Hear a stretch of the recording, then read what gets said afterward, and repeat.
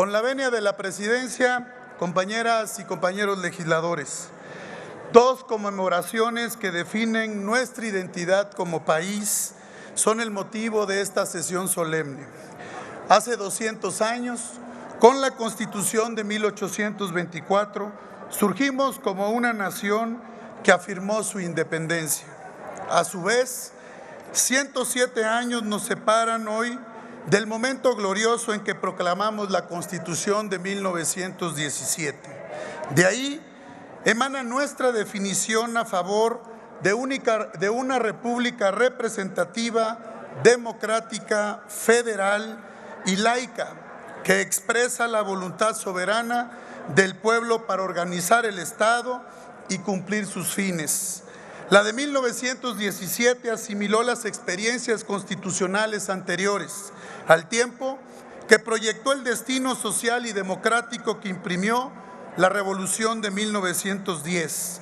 Por eso, fue un proceso de continuidad e innovación. Así, la celebración que hoy tiene lugar es inmejorable para hablar de los temas de la democracia y del régimen de gobierno. Debemos señalar que se requirió un largo tiempo para diseñar las prácticas, instituciones y reglas necesarias para resolver la conformación de los gobiernos y de la representación popular en el Congreso a través de las elecciones. Ahí tuvo lugar la primera fase de nuestro impulso y afán democrático. En el ámbito de la construcción del sistema presidencial, se vivió el dilema de los afectos que generan, ya sea por su fortaleza excesiva o su grave debilidad, que dieron pie a regímenes autoritarios, así como la fractura y la inestabilidad o los golpes de Estado. Ambos rostros los vivimos con intensidad y de forma dramática. Durante buena parte de nuestra vida como país, sufrimos el trauma de una democracia electoral deficiente e insuficiente. El gobierno, como organizador de las elecciones, siempre fue una mala fórmula. Las pugnas reiteradas sobre los resultados de los comicios amenazaban con permanecer, en arraigar los conflictos y volvernos adictos a las perniciosas negociaciones para poder superarlos. Fue necesario construir una entidad autónoma para organizarlos e instaurar un método jurisdiccional para resolver la calificación electoral. Fue imperante establecer que no solo el gobierno tuviera que inhibirse de asumir la tarea electoral, sino que también evitar influir o intervenir en las elecciones. De manera rotunda, se acordó que no participara durante la fase electiva. Para tal propósito, fue necesario instaurar una autoridad electoral fuerte, consistente, autónoma y con gran servicio profesional. Antes el INE, siempre con el antecedente de los organismos como el IFE que antecedieron ese trabajo, hoy son un ejemplo en el mundo. Para lograrlo, tuvimos que atravesar por una ruta compleja de reformas electorales, donde la voz del PRI y su voluntad política fueron únicas, pero también fuimos acompañados por Acción Nacional y por el Partido de la Revolución Democrática, con quienes trabajamos juntos para abrir el destino democrático del país, y ahora lo hacemos con una amplia coalición electoral.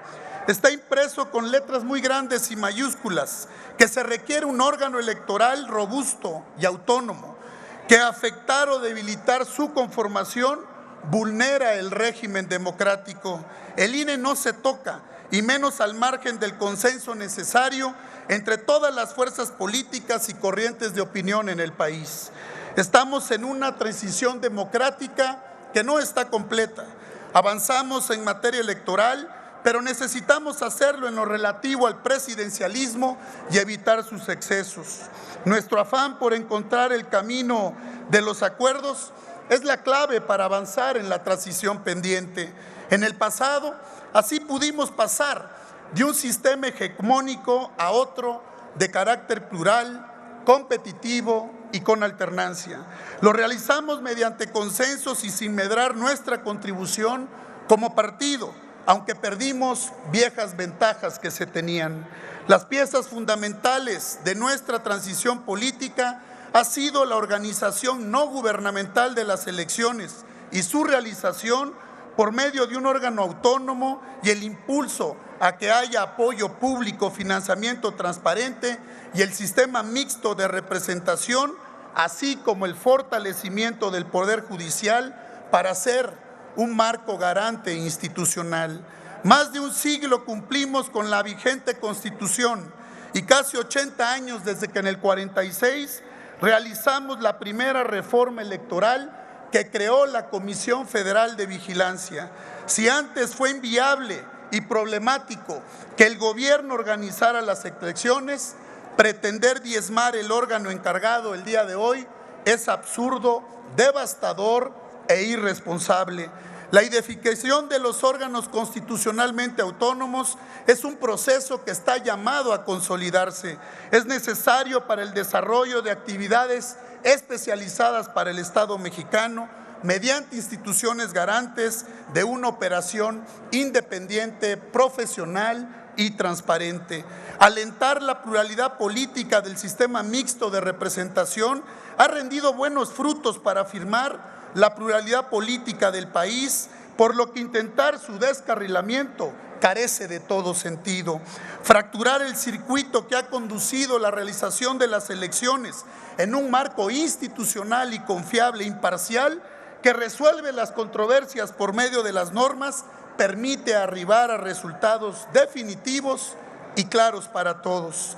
La disyuntiva es respaldar la democracia o no. Aquí estamos puestos todos nosotros con nuestra responsabilidad y por ello pretender vulnerar la independencia del Poder Judicial y politizarlo es una medida contraria a lo imperativo de fortalecer al Estado, que se aleja de la consolidación del régimen republicano, que pretende instaurar una visión carente de consensos en la pluralidad política y querer reescribir nuestra historia por una pulsión disruptiva es inaceptable. Si lo que le preocupa al gobierno es el costo de la democracia y si de ahorro se trata para canalizar recursos a fin de atender las causas sociales, más debería preocupar el derroche en las obras que han multiplicado y que no tienen certeza sobre su rentabilidad. Nosotros pensamos en la transición democrática, en reglas de acceso al poder, pero también en las reglas en el ejercicio del poder. Estamos a favor de la transición democrática, clara. El gobierno debe arribar de manera democrática, pero de la misma manera democrática, en una profunda reforma al poder, hay que ejercerlos de manera transparente, equitativa y respetando la Constitución. Hacen suponer que estas reformas que han presentado son la panacea, pero no son más que un velo para esconder las insuficiencias del gobierno, su crisis de seguridad y las numerosas muertes, faltas de salud, régimen educativo y una política de incompetencia gubernamental que no le genera certeza a nuestro país. La crisis ambiental, la crisis del agua y un gobierno que ha sido incapaz de darle paz, armonía social al pueblo de México. Respetable Asamblea, hay que dejar claro que hoy, desde la polémica que abren estas iniciativas, el gobierno pretende participar en las elecciones para fustigar a la oposición y tratar de descalificarla. Hay que decirlo claro, no es momento de mascaradas, nunca lo fue, pero menos ahora.